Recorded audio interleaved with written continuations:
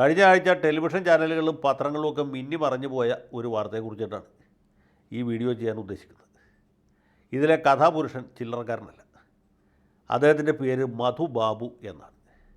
മധു ബാബു. ഇദ്ദേഹം നിലവിൽ ആലപ്പുഴയിലെ DYSP ആണ്. ക്രമസമാധാന പരിപാലനത്തിൻ്റെ ചുമതലയുള്ള ധീരശൂര പരാക്രമിയായ ഒരു ഉന്നത പോലീസ് ഉദ്യോഗസ്ഥനാണ്. അദ്ദേഹം, ഞാൻ മനസ്സിലാക്കിയത് ശരിയാണെങ്കിൽ, ആലപ്പുഴ ജില്ലയിലെ കലവൂർ സ്വദേശിയാണ്. ആലപ്പുഴ ടൗണിന് അടുത്ത് തന്നെയുള്ള സ്ഥലമാണ് കലവൂർ. ഈ കലവൂർ സ്വദേശിയായ മധുബാബു കേരള പോലീസിൽ ഒരു സബ് ഇൻസ്പെക്ടറായിട്ടാണ് ചേർത്ത്. അധികം താമസിയാതെ തന്നെ അദ്ദേഹം വലിയ പരാക്രമിയാണ് എന്ന് ജനങ്ങൾക്ക് ബോധ്യപ്പെട്ടു. അതായത് ഈ സ്റ്റേഷനിൽ ചെല്ലുന്ന ആളുകളെ ഇടത്തെ കാല് വെച്ച് കയറിയാലും വലത്തെ കാല് വെച്ച് കയറിയാലും ഇദ്ദേഹം മർദ്ദിക്കും. ഇപ്പോഴത്തെ കാലത്ത് പോലീസുകാർ പൊതുവെ അങ്ങനെ മർദ്ദനത്തിൽ താല്പര്യമുള്ളവരല്ല.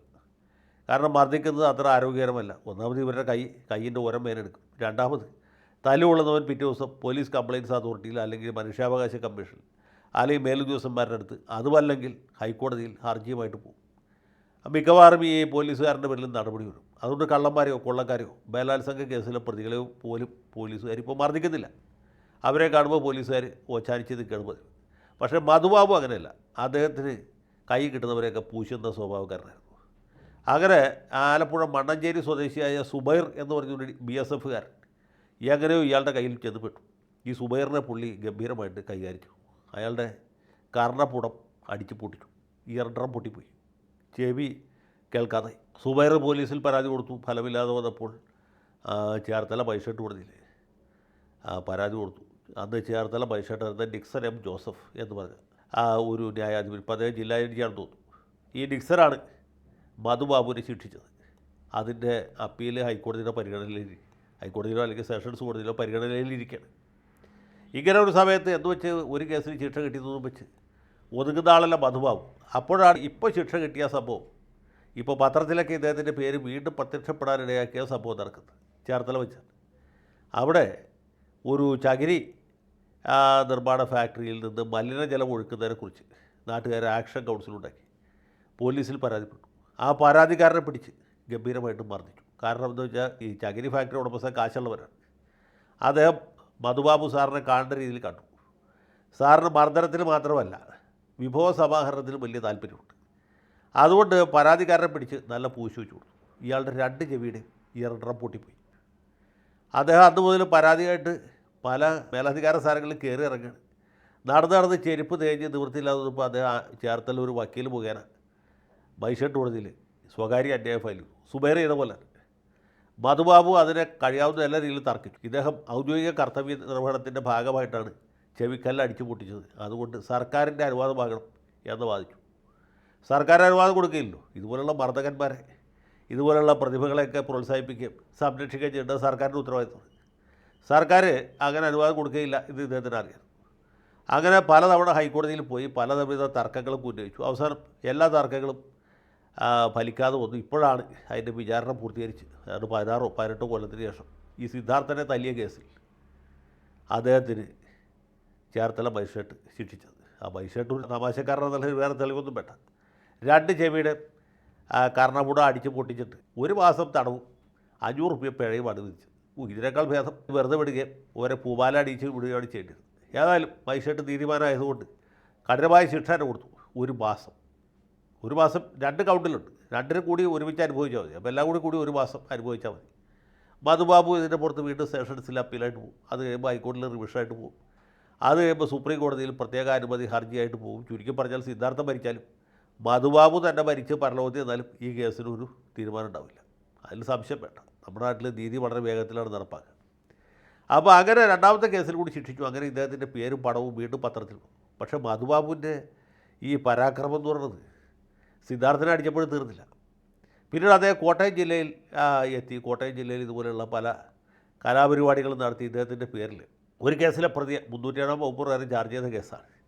അതിൽ പ്രതിയെ കേസ് തേച്ച് മാറ്റി കളയാനും പ്രതിക്ക് വിദേശത്തേക്ക് കടക്കാനും സൗകര്യം ചെയ്തു കൊടുത്തു എന്ന് പറഞ്ഞ് പരാതി ഉണ്ടായി.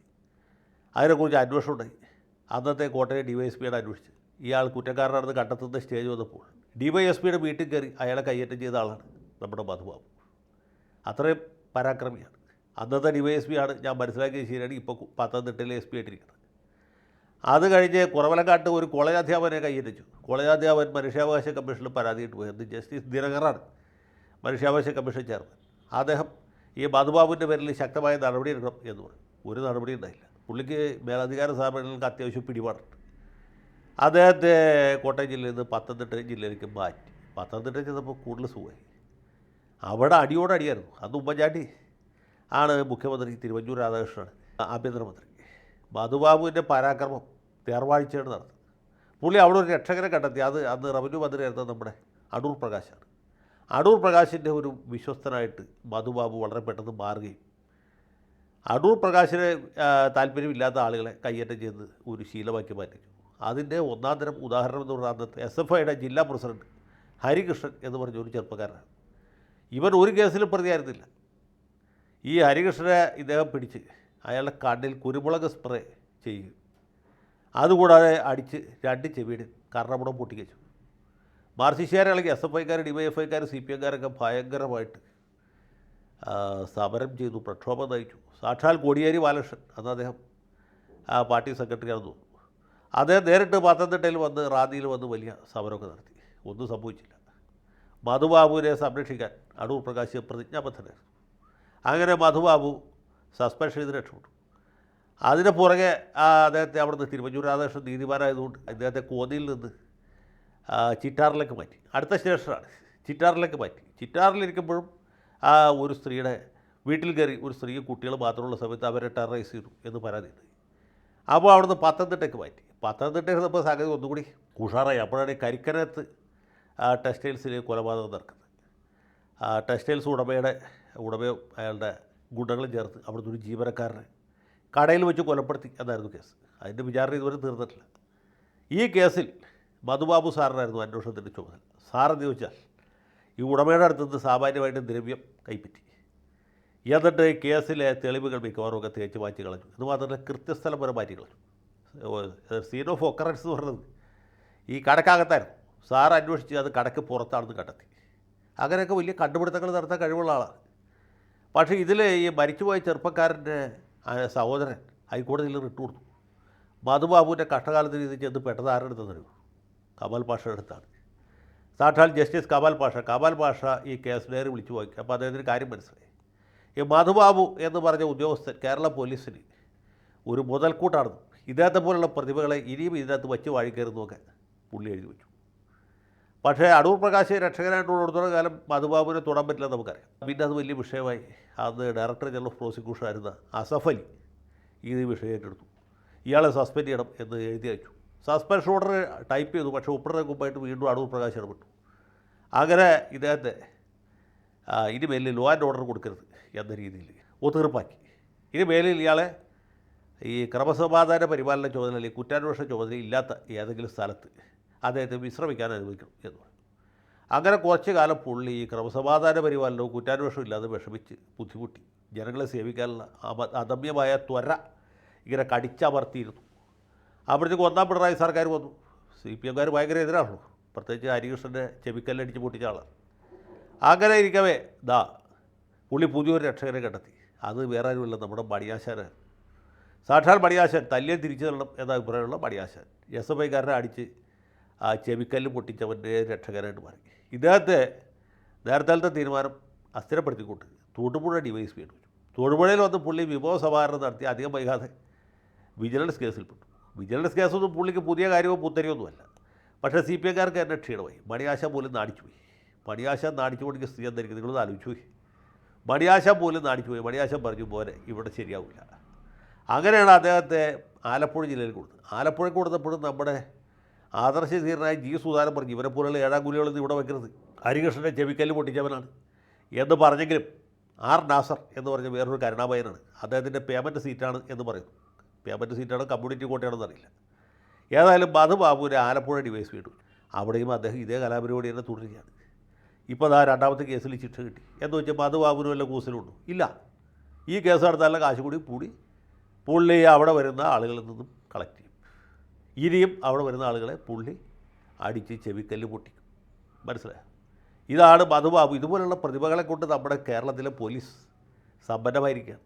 അത് കുറ്റം പറഞ്ഞിട്ട് കാര്യമില്ല. കാരണം ഈ MR അജിത് കുമാറിനെ പോലെയുള്ള ആളുകളാണല്ലോ പോലീസിൻ്റെ തലപ്പത്തുണ്ടായിരുന്നു. അതിനേക്കാൾ മോശമല്ലാത്ത ആളുകൾക്ക് തന്നെയാണ് ഇപ്പോഴും ആ തലപ്പത്തിരിക്കുന്നത്. ഇതുപോലെയുള്ള പ്രതിഭകൾക്ക് മാത്രമേ ഇനി രക്ഷയുള്ളൂ.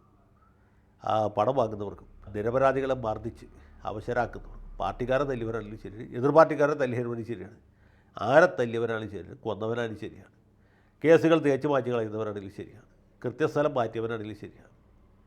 ഇതുപോലെയുള്ള പ്രതിഭകളെ കൊണ്ട് നമ്മുടെ പോലീസ് സമ്പന്നമായിരിക്കുകയാണ്. ഇദ്ദേഹത്തിൻ്റെ ഈ അവതാരങ്ങൾ ഇതുവരെ ഈ ശരിയായ രീതിയിൽ പാടി പുകഴ്ത്തപ്പെട്ടിട്ടില്ല എന്നുള്ളതുകൊണ്ടാണ് ഞാനിപ്പോൾ ഇങ്ങനെ ഒരു വീഡിയോ ചെയ്തത്. മനസ്സിലായില്ലേ? കാര്യം പത്രത്തിലൊക്കെ വന്നു. മധുബാബുവിനെ ശിക്ഷിച്ചു, 1 മാസം തടവും 500 റുപ്യ പിഴയും. 500 റുപ്യ എന്ന് വെച്ചാൽ ഭയങ്കര ബുദ്ധിമുട്ടുള്ള സംഖ്യയല്ലേ. ഇയാൾ വീടും പറമ്പും പണയം വെച്ചിട്ട് വേണം 500 രൂപ ഉണ്ടാക്കാനായിട്ട്. ആ മൈസേട്ടൻ്റെ ഒരു നർമ്മബോധത്തിൻ്റെ മുമ്പിൽ ഒരു വിദൂര നമസ്കാരം പറഞ്ഞുകൊണ്ട് തൽക്കാലം അവസാനിപ്പിക്കുകയാണ്. ഇത് മധുബാബുവിൻ്റെ പ്രതികാര നടപടി ഏത് രീതിയിലേക്ക് വരികയെന്നറിയില്ല. ഏതായാലും നല്ലവരായ പ്രേക്ഷകരെ മധുബാബുവിനെ എവിടെയെങ്കിലും കാണുകയാണെങ്കിൽ അപ്പം തന്നെ അടുത്ത് കാണുന്ന മതിൽ ചാടി ഓടിക്കൊള്ളണം. ഇടി ഒരു മര്യാദയില്ലാത്ത രീതിയിലായിരിക്കും.